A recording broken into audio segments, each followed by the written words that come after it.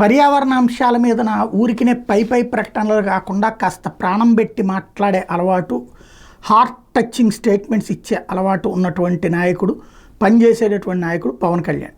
ఆయన ఆ శాఖ మంత్రి కూడా. ఇప్పుడు ఆయన గతంలో ప్రతిపక్షంగా ప్రజా సమస్యలు ఎలుగెత్తే సందర్భంలో సముద్రపు కోత గురించి పదే మాట్లాడుతూ వచ్చారు.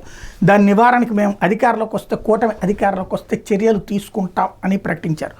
ఇప్పుడు ఆయనకు ఒక పరీక్ష ఎదురయ్యింది. స్వయంగా ఆయనకి అవకాశం కల్పించినటువంటి జిల్లాలోనే ఈ సమస్య వచ్చింది.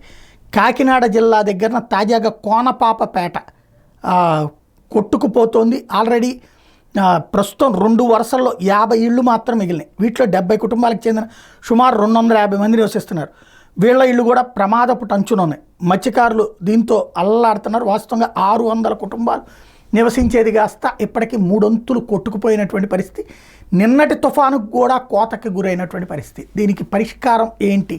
అక్కడికి వెళ్ళి కూర్చుని వాళ్ళందరినీ పిలిపించి మాట్లాడి, అవసరమైతే ఈ సముద్రం కోతకి అంటే నీరు పళ్ళ మెరుగు, నిజం దేవుడు ఎరుగు అంటారు. నీళ్ళని ఆపడం మన వల్ల కాదు.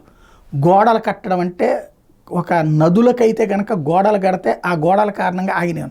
మరి సముద్రాలను కూడా ఆపగలిగిన టెక్నాలజీ ఉందా? ఇదేదో తేల్చి పరిష్కరించడం అలాగే కాదు.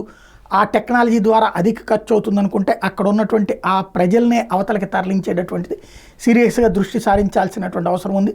పవన్ కళ్యాణ్ మీద నమ్మకం పెట్టుకున్నారు వాళ్ళు.